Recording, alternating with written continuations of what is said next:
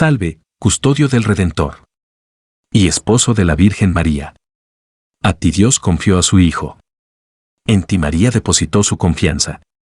Contigo Cristo se forjó como hombre. Oh, bienaventurado José. Muéstrate Padre también a nosotros. Y guíanos en el camino de la vida. Concédenos gracia, misericordia y valentía. Y defiéndenos de todo mal. Amén. El humanismo cristiano. Vigencia y propuestas. 1. ¿Qué es el humanismo cristiano? La interpretación del cristianismo en clave humanista se debe encuadrar en un proceso general de adaptación del pensamiento cristiano al mundo moderno, con respecto al cual la Iglesia había adoptado durante años una posición de rechazo o de abierta condena. Se considera que el cambio de la Iglesia comienza a partir de las encíclicas Rerum Novarum de León XIII, 1891, ya que esta marca el inicio de un conjunto de documentos de naturaleza social orientadas a darle su lugar al hombre en el campo económico. Con esta encíclica la Iglesia trató de darse una doctrina social que pudiera contraponerse al liberalismo y al socialismo. Se permitió la formación de partidos políticos de inspiración cristiana y se propuso como portadora de una visión del mundo y de una ética capaz de dar respuesta a las necesidades más profundas del hombre moderno. Es en este intento donde se encuadra el humanismo cristiano cuyo iniciador puede ser considerado Jacques Maritain, estudioso muy interesado en el campo de la política, la economía y la sociología. En su libro Humanismo Integral, Maritain examina los cambios del pensamiento moderno desde la crisis de la cristiandad medieval al individualismo burgués del siglo XIX y el totalitarismo del siglo XX. En esta evolución él ve la tragedia del humanismo antropocéntrico, que se desarrolla a partir del Renacimiento. Este humanismo, que ha llevado a una progresiva pérdida del sentido religioso en Occidente, es una idea de la libertad sin la gracia de Dios.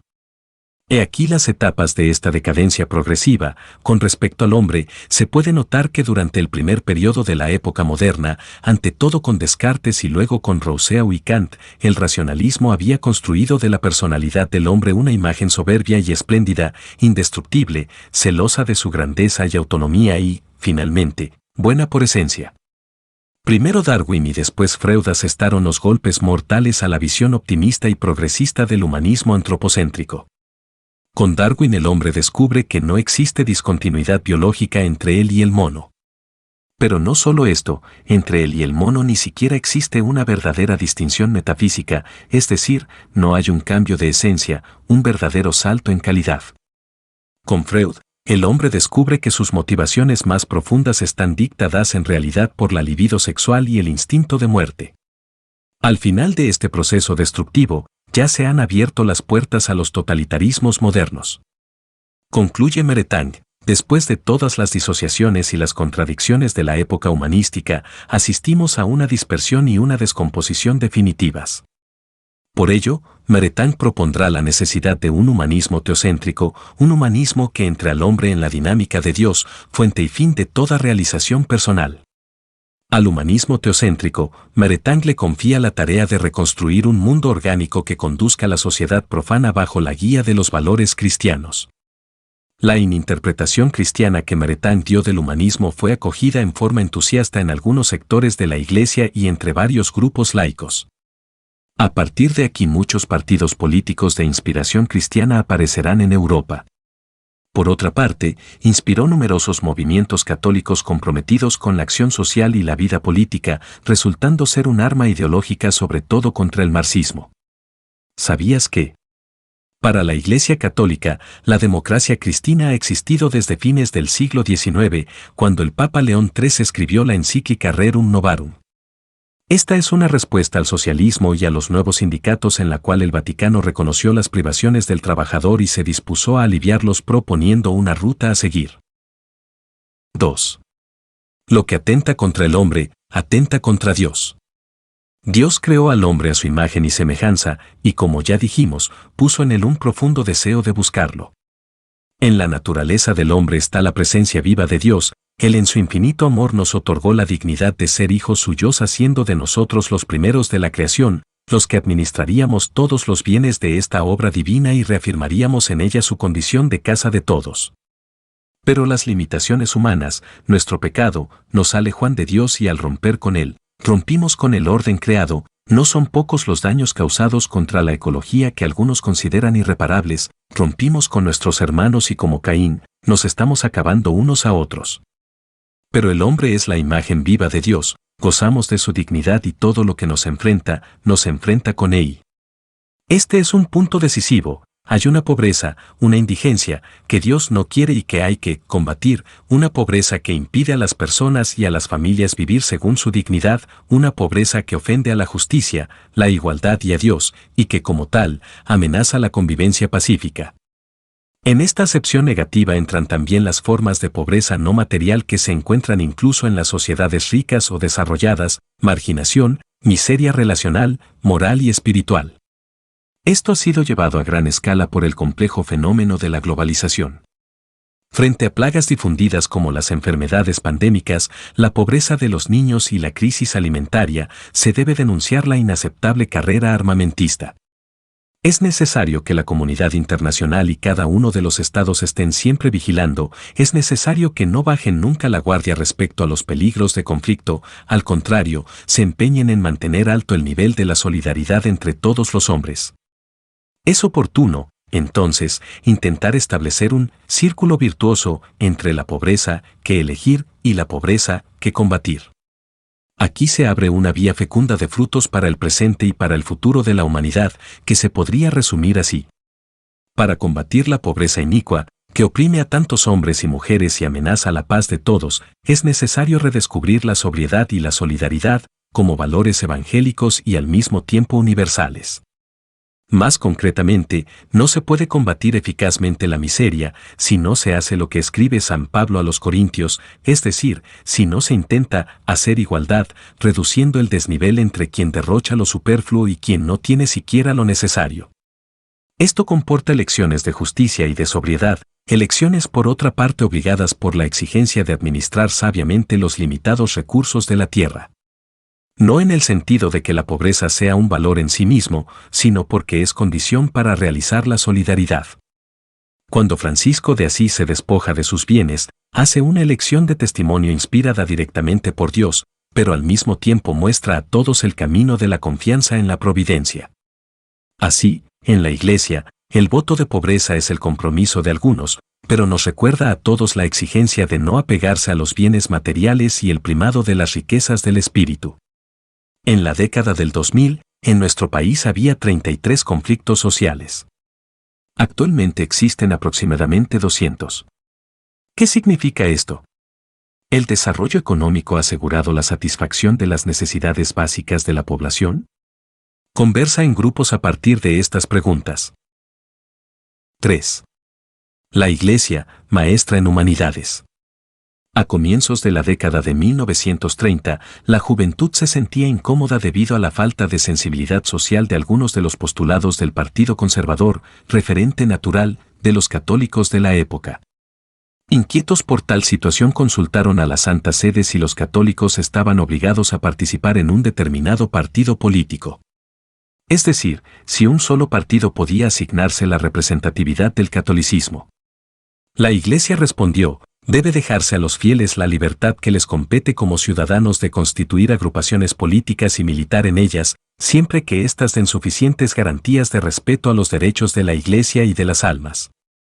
Si bien es cierto, ningún partido político, por muy bien inspirado que esté, puede atribuirse el monopolio del humanismo cristiano, esto no significa que el humanista cristiano no pueda pertenecer a cualquier partido o favorecer con su voto a cualquier candidato. Según la doctrina social de la Iglesia, una de las fuentes inspiradoras del Partido Demócrata Cristiano, un católico no debería votar por candidatos que se opongan a las enseñanzas del magisterio de la Iglesia. No obstante, la libertad política no está ni puede apoyarse sobre la idea relativista según la cual todas las concepciones sobre el bien del hombre son igualmente verdaderas y tienen el mismo valor, sino sobre el hecho de que las actividades políticas apuntan caso por caso hacia la realización extremadamente concreta del verdadero bien humano y social en un contexto histórico, geográfico, económico, tecnológico y cultural bien determinado. Cardenal Joseph Ratzinger. Para ser más exacto, un humanista cristiano no debería, por ejemplo, votar por candidatos pro divorcio, pro aborto, pro eutanasia, pro matrimonio homosexual, por mencionar solo algunos tópicos, pues se contraponen al ideal cristiano. La doctrina social de la Iglesia llama al humanista cristiano a no relegar su fe al ámbito de la vida privada, sino a proyectarla social y políticamente, pues ella, como madre y maestra en humanidades, entiende que la tolerancia que solo admite a Dios como opinión privada, pero que le niega el dominio público, la realidad del mundo y de nuestra vida, no es tolerancia, sino hipocresía. Ahora bien, allí donde el hombre se convierte en el único dueño del mundo y en propietario de sí mismo, no puede haber justicia. Allí solo puede dominar el arbitrio del poder y de los intereses. Por último, en palabras de Maritain, el humanismo tiende esencialmente a hacer al hombre más verdaderamente humano y a manifestar su grandeza original, haciéndolo participar en todo cuanto puede enriquecerse en la naturaleza y la historia. Justamente para Maritain, la tragedia del humanismo consiste en desconocer la dimensión sobrenatural del hombre. Desde esta perspectiva, Maritain afirma que el humanista cristiano tiene el deber de refractar el Evangelio en las estructuras temporales, o para decirlo con nuestros obispos, debe esforzarse en construir una democracia con valores, actitud extremadamente difícil hoy en día por no ser políticamente correcta. Consciente de ello, Maritain hablaba también de un humanismo heroico. No es fácil para los cristianos confrontarnos con la realidad. Nuestro deber de anunciar y denunciar lo que denigra al hombre se ve enriquecido y fortalecido por la presencia de cientos de hombres y mujeres que llevan su fe a todos los ámbitos de la vida humana. El Catecismo de la Iglesia Católica en su numeral 1910 dice: si toda comunidad humana posee un bien común que la configura en cuanto tal, la realización más completa de este bien común se verifica en la comunidad política. Corresponde al Estado defender y promover el bien común de la sociedad civil, de los ciudadanos y de las instituciones intermedias. En otras palabras, la responsabilidad del Estado es cubrir las necesidades básicas de todos sus miembros. 4. El hombre es alguien delante de Dios. El hombre es alguien delante de Dios, es decir, no algo, sino alguien único, irrepetible, con dignidad por el solo hecho de existir, no tanto por sus dotes intelectuales, físicas o de cualquier tipo, solo por ser hombre. Cuando decimos delante de Dios, indica que no se trata de un ser aislado o autónomo, irresponsable, desgarrado o arrojado a la existencia, o absurdo, sino que su relación fundamental es situarse cara a cara con Dios, o dicho de otro modo, como dos seres libres que se piden mutuamente amor, el hombre desde el tiempo y la historia y Dios en su eternidad. Este hombre es hombre porque tiene la naturaleza humana. El Concilio Vaticano II enseña el valor de la persona de un modo muy rico y expresivo, muy atento a esta apertura a Dios y al tú de los demás seres humanos. Es un yo abierto a un tú, un yo que alcanza su máxima expresión y grandeza en la relación de conocimiento y amor con el tú divino. La más alta razón de la dignidad humana está en la vocación del hombre a la comunión con Dios. Ya desde su nacimiento el hombre está invitado a un diálogo con Dios, pues no existe sino porque, creado por su amor, también gracias al amor sigue existiendo, y no vive plenamente según la verdad si no reconoce libremente ese amor y se entrega a su Creador. Gaudium et Spes, 19. Esta noción de persona lleva a una actitud valiente y esperanzada ante la vida que no se agota en realidades efímeras, sino en una relación personal y eterna con el mismo Dios. Ser uno mismo delante de Dios es asumir plenamente la propia condición del Creador. Esta es la raíz de la vida moral. No sin motivo se ha repetido que los personalismos del siglo XX han sido muy ricos y fructuosos en sus análisis sobre el hombre, pero que les faltaba un fundamento orientado a Dios. El origen de toda moralidad está en comprenderse como alguien delante de Él y a partir de ahí ajustar sus actos según el amoroso querer de Dios. La persona debe actuar según su ser. Si su ser personal viene dado por ese acto de amorosa relación personal con Dios, es un acto de amistad. El acto de la persona humana es verdaderamente un acto personal cuando es radicalmente un acto de amor a Dios, al amor que desde toda la eternidad y hacia toda la eternidad lo requiere. Cuando ese acto se haga total, explícito y definitivo, eterno, el hombre habrá alcanzado su fin. La persona estará cumplida, en Dios, como alguien delante de Él y para siempre. Este vínculo con Dios nos obliga a ubicarnos como el fin de todas las cosas y nunca como un medio. Entonces la persona humana es lo radical. Sus rasgos radicales no se reduce a lo propio de la naturaleza humana. La persona es alguien, El ser irrepetible e irreductible a la humanidad, a lo común de los demás hombres. Goza de la dignidad de ser hijo de Dios, en ella está toda su grandeza y el privilegio de ser el protagonista de la creación. Somos el alguien delante de Dios, su creación, en quien Él se regocija. Y vio Dios que esto era muy bueno. Son tiempos difíciles, pareciera que lo económico prima sobre las personas y éstas son desplazadas, minimizadas en sus problemas. Necesitamos ver la vida con esperanza, llenarla de Dios, devolverle al hombre su dignidad de persona, pero también su dignidad de hijo de Dios. ¿Está trabajando para este propósito?